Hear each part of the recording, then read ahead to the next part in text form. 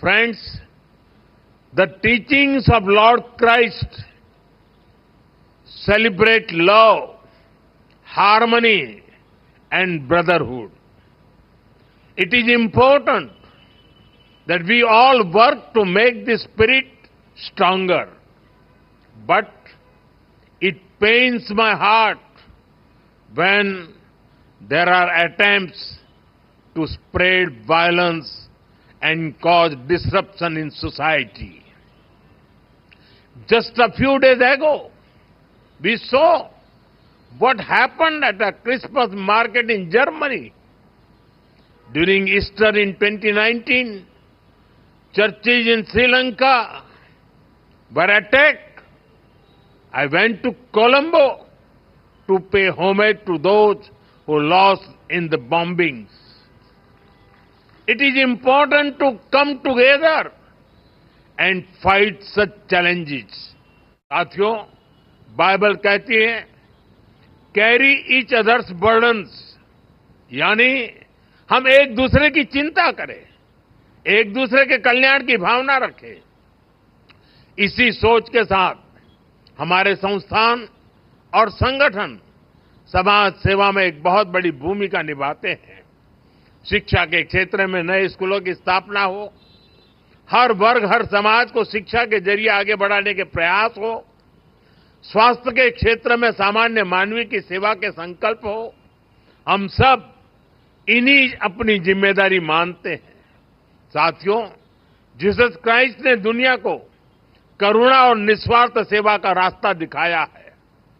हम क्रिसमस को सेलिब्रेट करते हैं और जीसस को याद करते हैं ताकि हम इन मूल्यों को अपने जीवन में उतार सकें, अपने कर्तव्यों को हमेशा प्राथमिकता दें। मैं मानता हूं ये हमारी व्यक्तिगत जिम्मेदारी भी है, सामाजिक दायित्व भी है और एज अ नेशन भी हमारी ड्यूटी है। आज देश इसी भावना को सबका साथ, सबका विकास और सबका प्रयास के संकल्प के रूप में आगे बढ़ा रहा है। ऐसे कितने ही विषय थे जिनके बारे में पहले कभी नहीं सोचा गया, लेकिन वो मानवीय दृष्टिकोण से सबसे ज्यादा जरूरी था। हमने उन्हें हमारी प्राथमिकता बनाया। हमने सरकार को नियम और औपचारिकताओं से बाहर निकाला। हमने संवेदनशीलता को एक पैरामीटर के रूप में सेट किया। हर गरीब को पक्का घर मिले, हर गांव में बिजली पहुंचे, लोगों के जीवन से अंधेरा दूर हो, लोगों को पीने के लिए साफ पानी मिले, पैसे के अभाव में कोई इलाज से वंचित न रहे। हमने एक ऐसी संवेदनशील व्यवस्था बनाई जो इस तरह की सर्विस की, इस तरह की गवर्नेंस की गारंटी दे सके। आप कल्पना कर सकते हैं, जब एक गरीब परिवार को ये गारंटी मिलती है तो उसके ऊपर से कितनी बड़ी चिंता का बोझ उतरता है। पीएम आवास योजना का घर जब परिवार की महिला के नाम पर बनाया जाता है तो उससे महिलाओं को कितनी ताकत मिलती है। हमने तो महिलाओं के सशक्तिकरण के लिए नारी शक्ति वंदन अधिनियम लाकर संसद में भी उनकी ज्यादा भागीदारी सुनिश्चित की है। इसी तरह आपने देखा होगा, पहले हमारे यहां दिव्यांग समाज को कैसी कठिनाइयों का सामना करना पड़ता था। उन्हें ऐसे नाम से बुलाया जाता था जो हर तरह से मानवीय गरिमा के खिलाफ था। ये एक समाज के रूप में हमारे लिए अफसोस की बात थी। हमारी सरकार ने उस गलती को सुधारा। हमने उन्हें दिव्यांग ये पहचान देकर के सम्मान का भाव प्रकट किया। आज देश पब्लिक इंफ्रास्ट्रक्चर से लेकर रोजगार तक हर क्षेत्र में दिव्यांगों को प्राथमिकता दे रहा है। साथियों, सरकार में संवेदनशीलता देश के आर्थिक विकास के लिए भी उतनी ही जरूरी होती है। जैसे कि हमारे देश में करीब 3 करोड़ फिशरमैन हैं और फिश फार्मर्स हैं, लेकिन इन करोड़ों लोगों के बारे में पहले कभी उस तरह से नहीं सोचा गया। हमने फिशरीज के लिए अलग मिनिस्ट्री बनाई, मछली पालकों को किसान क्रेडिट कार्ड जैसी सुविधाएं देना शुरू किया। हमने मत्स्य संपदा योजना शुरू की। समंदर में मछली पालकों की सुरक्षा के लिए कई आधुनिक प्रयास किए गए। इन प्रयासों से करोड़ों लोगों का जीवन भी बदला और देश की अर्थव्यवस्था को भी बल मिला। साथियों, पिछली बार आप सभी के साथ मुझे प्रधानमंत्री निवास पर क्रिसमस मनाने का अवसर मिला था। अब आज हम सभी सीबीसीआई के परिसर में इकट्ठा हुए हैं। मैं पहले भी ईस्टर के दौरान यहां सेक्रेड हार्ट कैथेड्रल चर्च आ चुका हूं। ये मेरा सौभाग्य है कि मुझे आप सबसे इतना अपनापन मिला है। इतना ही स्नेह मुझे हिज होलीनेस पोप फ्रांसिस से भी मिलता है। इसी साल इटली में G7 समिट के दौरान मुझे हिज होलीनेस पोप फ्रांसिस से मिलने का अवसर मिला था। पिछले 3 वर्ष में यह हमारी दूसरी मुलाकात थी।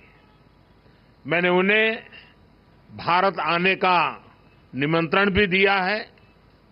इसी तरह सितंबर में न्यूयॉर्क दौरे पर कार्डिनल पीट्रो पैरोलिन से भी मेरी मुलाकात हुई थी।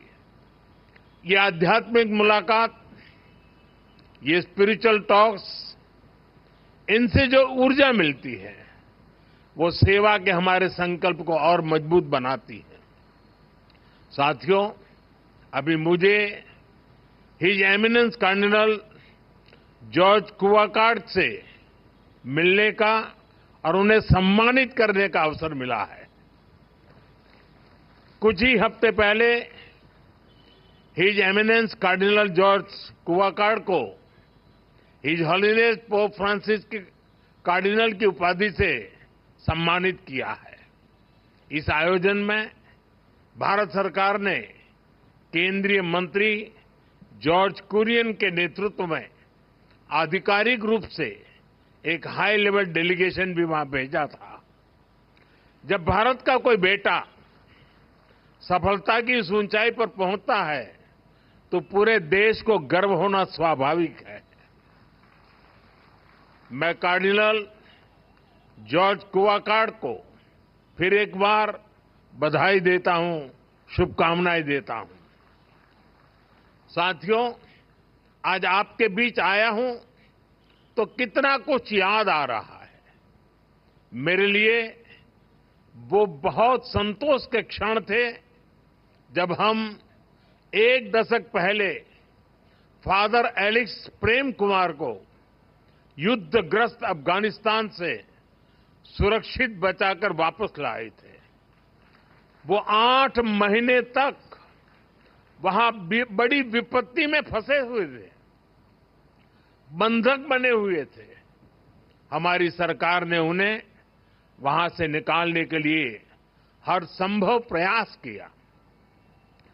अफगानिस्तान के उन हालातों में ये कितना मुश्किल रहा होगा आप अंदाजा लगा सकते हैं, लेकिन हमें इसमें सफलता मिली। उस समय मैंने उनसे और उनके परिवार के सदस्यों से बात भी की थी। उनकी बातचीत को, उनकी उस खुशी को मैं कभी भूल नहीं सकता। इसी तरह हमारे फादर टॉम यमन में बंधक बना दिए गए थे। हमारी सरकार ने वहां भी पूरी ताकत लगाई और हम उन्हें वापस घर लेकर आए। मैंने उन्हें भी अपने घर पर आमंत्रित किया था।